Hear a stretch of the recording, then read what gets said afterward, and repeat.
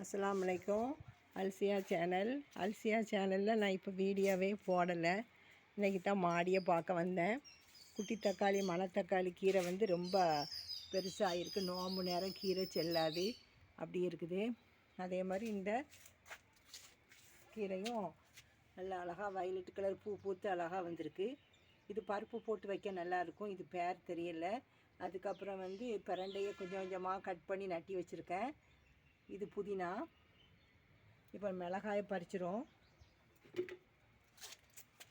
இப்போ காலையில் தான் வீடியோ எடுக்க வந்தேன். கொஞ்சம் மிளகாய் பறிச்சுட்டு போவோம். இப்போ பாருங்கள், இதில் 2 பெரிய மிளகாய் கிடக்குது. நான் இன்னும் மாடியை வந்து நீட் படுத்திட்டு தான் நான் பெரிய வீடியோ போடுவேன். இப்போ நோம்பு நேரம் சரியாக இருக்குது.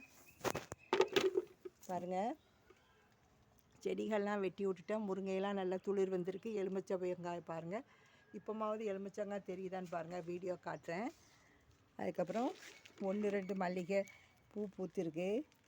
நான் வந்து கட் பண்ணி விட்டேன்ல, அந்த கட் பண்ணி விட்டோன்னே அந்த இதுலேருந்து ஒவ்வொரு பூ வந்திருக்கு. திரும்ப மறுபடியும் இதை அப்படியே கட் பண்ணி விட்ருவேன். இது வந்து கொடுத்த கீரை, அதையும் பறிக்கணும்.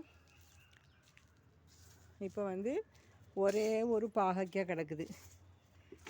எல்லாமே இந்த மழை ஒரே ஒரு நாள் தான் எங்கள் ஊரில் மழை பெஞ்சிச்சு. அதுலேயே செடிகள்லாம் அழகாக இருக்குது. ஒரே ஒரு பாவைக்காய் பாருங்கள். அதில் பீக்கங்காய் விற்று போட்டு விட்ருக்கேன், வளர்ந்துருக்கு. ஒரு 4-5 பூ பிச்சி பூ கிடக்கு. இதையும் பறிச்சிடும். முருங்கையெல்லாம் வெட்டி விட்டதெல்லாம் அழகாக துளிர் வந்திருக்கு பாருங்க. இப்போ வந்து இந்த மரத்துலேயும் மிளகாய் இருக்குது. பாருங்க, ரோஜா செடி பாருங்க. இந்த வெயிலுக்கு இது நல்ல பட்டன் ரோஸு, சிகப்பு கலர் ரோஸ் இப்படி பூத்துருக்கு பாருங்க. தக்காளி ஒன்று பழுத்துட்டு இதை பறிச்சிரும். இந்த மரத்துலேயும் மிளகாய் இருக்குது. இந்த மிளகாயும் பறிச்சிரும். பாருங்கள் எவ்வளோ நீளம் இருக்குது பாருங்க. பழத்தோல், பழைய சோறு, அதே மாதிரி வெங்காயத்தோல். இது தாங்க வைக்கிறேன். நல்ல பெருசாக மிளகாயும் நீளத்தை பாருங்கங்க. இது வந்து நான் சொன்னோம்ல, கேப்சிகம் வந்து அப்படி இருக்குதுன்னு. இந்த பாருங்கள், இந்த ஒரு மிளகாய் நீளத்தை பாருங்கள் எப்படி இருக்குது பாருங்கள். பழத்தோல், பழைய சோறு, வெங்காயத்தோல், இது தான் நான் வைக்கிறேன். எப்படி இருக்குது பாருங்கள் மிளகாய்.